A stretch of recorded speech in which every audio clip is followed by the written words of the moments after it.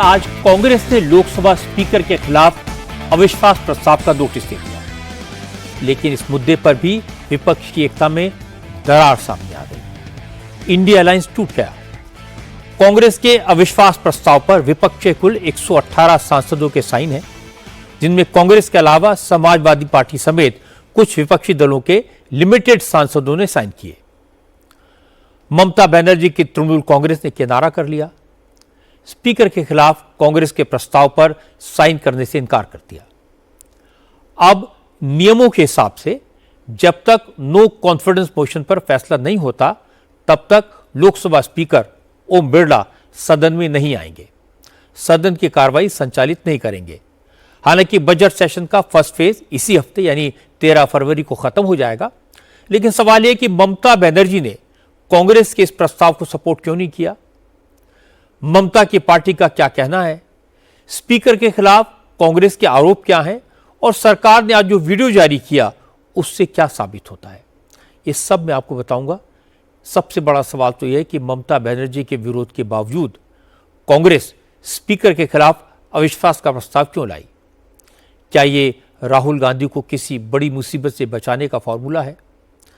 राहुल ने जनरल नरवणे की जिस बुक का हवाला दिया उसके बारे में आज इस बुक के पब्लिशर ने क्या कहा?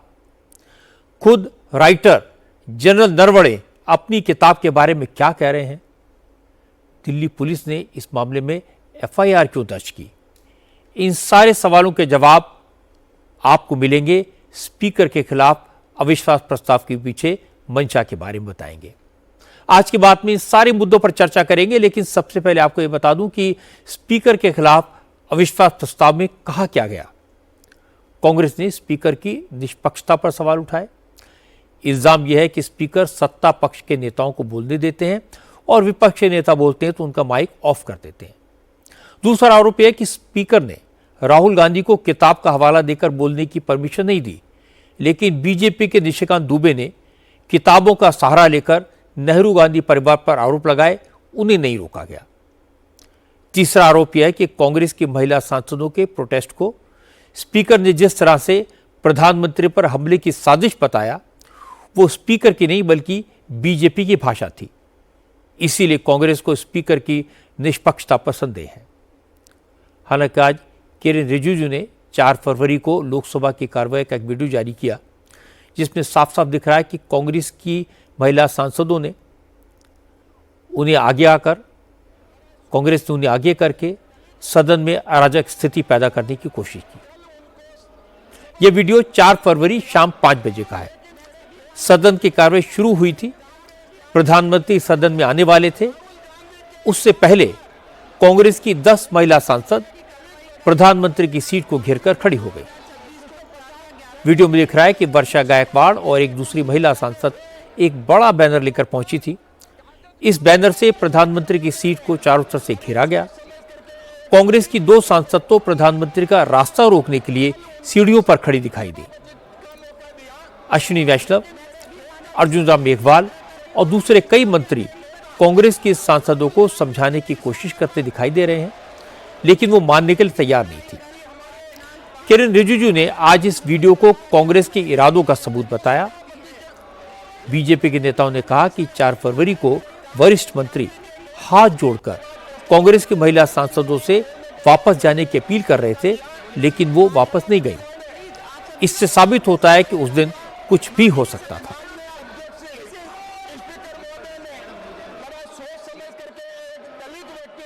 जिन वीडियो में कांग्रेस पार्टी की कुछ सदस्यां किस प्रकार से बैनर लेके प्रधानमंत्री जी के कुर्सी की चारों तरफ घेराबंदी कर रही है,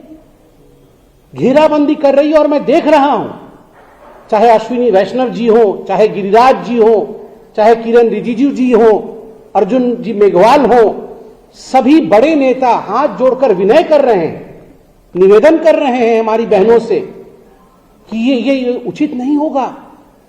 this seat, this place is not just for the Prime Minister. This means India's Prime Minister. This is a coveted post. आप इसकी गरिमा को समझिए। हम भी सत्ता से बाहर बहुत वर्ष रहे हैं। अधिकांश समय भारतीय जनता पार्टी ट्रेजरी मंच में नहीं बैठी है, ऑपोजिशन में बैठी है।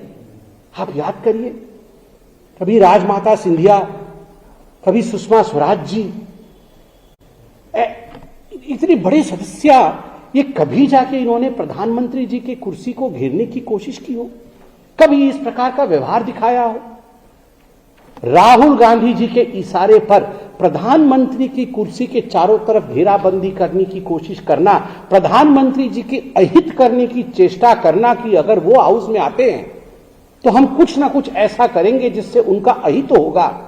ये कैसी सोच है? ये कैसा सोच है? आप खुद सोच के देखिए। मुझे लगता है पूरे हिंदुस्तान को सोचना होगा। And the time has come when India should impeach Rahul Gandhi and the Congress party from politics. आज एनडीए की विमेन एमपीज ने भी लोकसभा स्पीकर को एक चिट्ठी लिखी। 4 फरवरी को सदन में जिस तरह की स्थिति थी, उसमें प्रधानमंत्री से सदन में न आने की गुजारिश करके स्पीकर ने अच्छा काम किया। सदन की गरिमा पर काला दाग लगने से बचा लिया। एनडीए के महिला सांसदों ने स्पीकर से विपक्ष की उन महिला सांसदों के खिलाफ एक्शन लेने की मांग की है जो 4 फरवरी को प्रधानमंत्री की सीट को घेरकर खड़ी हो गई थी। किरेन रिजिजू ने भी कहा कि उस दिन बीजेपी की महिला एमपीज कांग्रेस की सांसदों को उन्हीं के अंदाज में जवाब देना चाहती थी, लेकिन पार्टी ने इसकी परमिशन नहीं दी क्योंकि बीजेपी सदन का अनुशासन नहीं तोड़ना चाहती थी। आप कल्पना कीजिए, अगर हमारा बीजेपी के जो महिला सांसदों को आगे बढ़ने देते तो क्या होता। हमारे तो संख्या भी बहुत ज्यादा है। अगर वो कांग्रेस के 5-6 महिला सांसद जो प्रधानमंत्री का कुर्सी पार करके पीछे चले गए हमारे ओर, तो उसको कन्फ्रंट करने के लिए हमारे बीजेपी सांसदों ने डिमांड किया था, खास करके महिला सांसदों ने, कि इनको हम रोकेंगे फिजिकली। लेकिन हम लोगों ने कहा कि ये संसद के गरिमा के हिसाब से ठीक नहीं रहेगा और फिजिकल नहीं होना है। हम लोग तो संसदीय परंपरा को बहुत मानते हैं और हम लोग सोचते हैं कि सदन अच्छी तरह से चलना चाहिए। कांग्रेस को सदन का जो नियम नीति, संसद का गरिमा से कोई लेना देना नहीं है। अब मैं आपको इसमें कांग्रेस का पक्ष सुनवाता हूं। कांग्रेस के सांसद मणिक्कम टैगोर अपने साथ ये वीडियो लेकर आए थे। उन्होंने कहा कि पहला सवाल तो है कि सदन की कार्रवाई संसद की प्रॉपर्टी होती है। फिर किरेन रिजिजू ने सदन की कार्रवाई के वीडियो को काट छाट कर सोशल मीडिया पर कैसे पोस्ट किया। मणिक्कम टैगोर ने कहा कि किरेन रिजिजू ने जो वीडियो जारी किया है उसमें कांग्रेस की महिला सांसदों के पास सिर्फ एक बैनर दिख रहा है। इसमें ऐसा क्या है जिससे देखकर स्पीकर को लगा कि सदन में कोई अनहोनी हो सकती है या प्रधानमंत्री की सुरक्षा खतरे में पड़ सकती है। ये वीडियो है किरेन रिजिजू का, ये लोकसभा का प्रॉपर्टी है, बट किरेन रिजिजू के पास आ गया।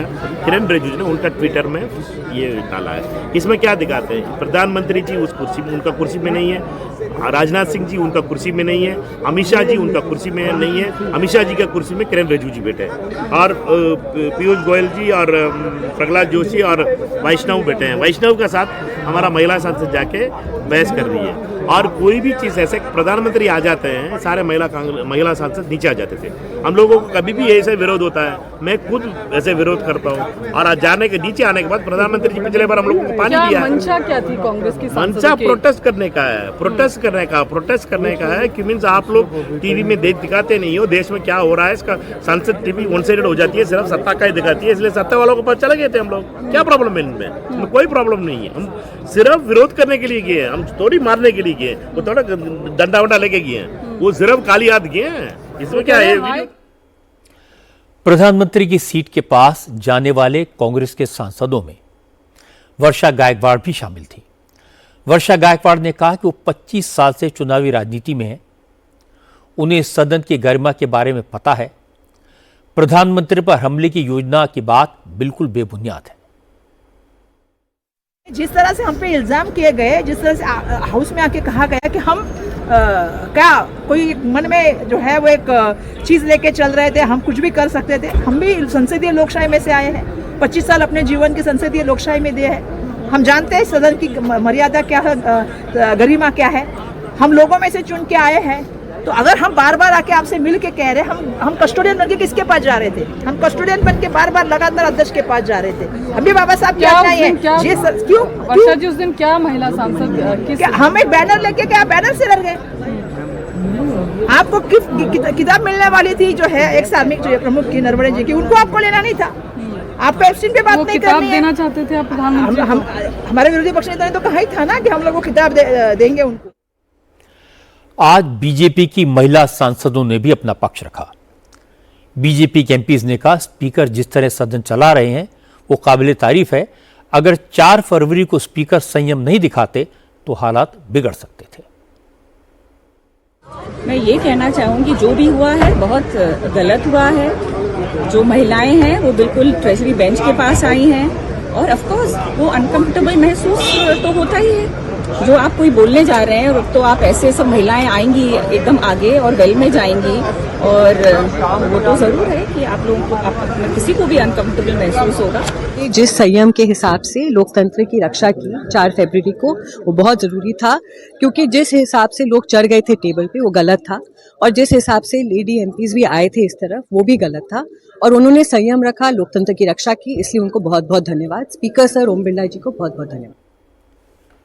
वीडियो देखकर तो क्लियर है कि महिला एमपीज को पूरी प्लानिंग के साथ वैली में उतारा गया था। ये प्रधानमंत्री को एम्बेरस करने की कोशिश थी। ये बीजेपी के मंत्रियों पर महिलाओं से मिसबिहेव करने का केस बनाने की कोशिश थी। ये निशिकांत दुबे को फंसाने की कोशिश थी। अगर स्पीकर समय रहते पीएम को आने से न रोकते, बीजेपी के मंत्री हाथ जोड़कर खड़े न रहते तो एक एम्बेरसिंग हादसा हो सकता था। जो हुआ उससे दिखाई दिया कि विपक्ष किस हद तक जा सकता है। लेकिन चाहे जो हो, इससे लोकसभा की गरिमा कम हुई है।